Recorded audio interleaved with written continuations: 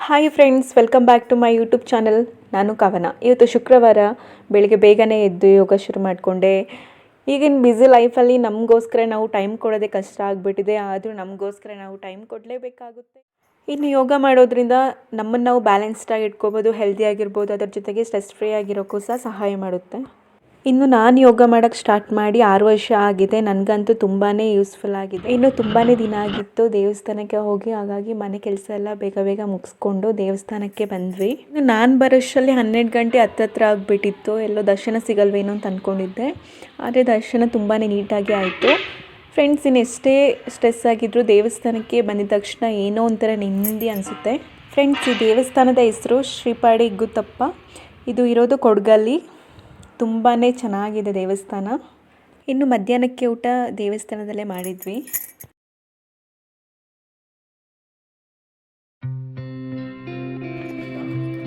ಊಟ ಆಯ್ತಾ ನಿಮ್ಮದು?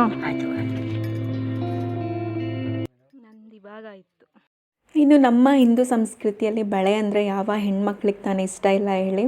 ಅಲ್ಲೊಬ್ರು ಅಜ್ಜಿ ಬಳೆ ಹಾಕ್ತಿದ್ರು ಅಂತ ಹೋಗಿ ಬಳೆ ಹಾಕ್ಸ್ಕೊಂಡೆ.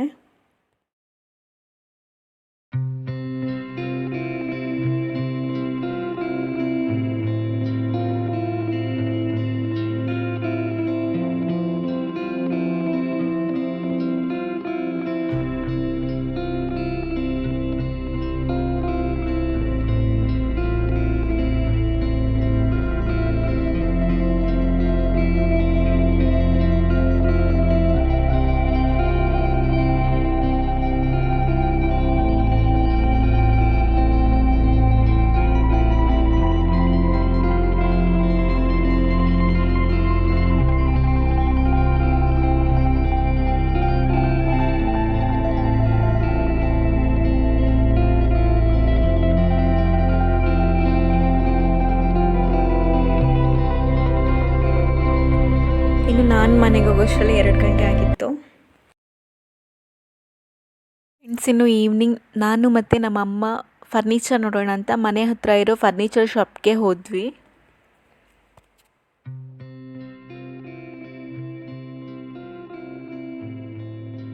ಫ್ರೆಂಡ್ಸ್, ನಮ್ಮ ಅಮ್ಮನಿಗೆ ಸೆಲೆಕ್ಟ್ ಮಾಡ್ಕೊಳ್ಳೋಕ್ಕೆ ತುಂಬಾ ಕಷ್ಟ ಆಯಿತು. ಯಾಕೆಂದರೆ ಒಂದಕ್ಕಿಂತ ಒಂದು ತುಂಬಾ ಚೆನ್ನಾಗಿತ್ತು. ಸಮ್ಟೈಮ್ಸ್ ನಾವು ಲೇಡೀಸೇ ಹಾಗೆ, ಯಾವ್ದು ಸೆಲೆಕ್ಟ್ ಮಾಡಬೇಕು ಅಂತಲೇ ಗೊತ್ತಾಗಲ್ಲ.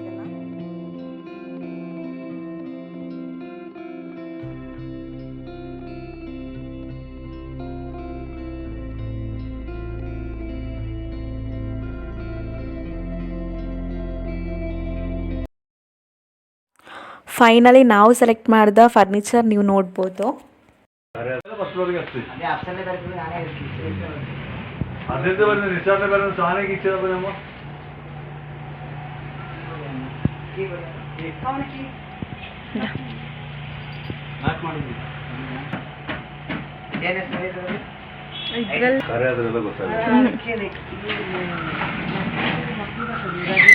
ಬಿಳಿ ಚೆಂದಂತು.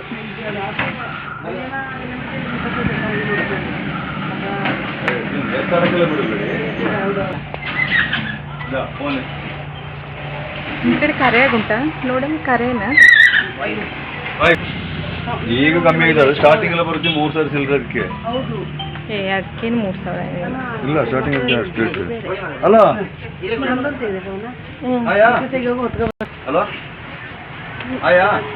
ಫ್ರೆಂಡ್ಸ್, ಇವತ್ತಿನ ಬ್ಲಾಗ್ ಇಲ್ಲಿಗೆ ಎಂಡ್ ಆಗ್ತಾ ಇದೆ. ಐ ಹೋಪ್ ಈ ವಿಡಿಯೋ ನಿಮಗೆ ಇಷ್ಟ ಆಗಿದೆ ಅಂತ. ಇಷ್ಟ ಆಗಿದ್ದರೆ ಲೈಕ್ ಮಾಡಿ, ಹಾಗೂ ನಿಮಗೆ ಟೈಮ್ ಇದ್ದರೆ ಕಮೆಂಟ್ ಮಾಡೋದನ್ನು ಮರಿಬೇಡಿ.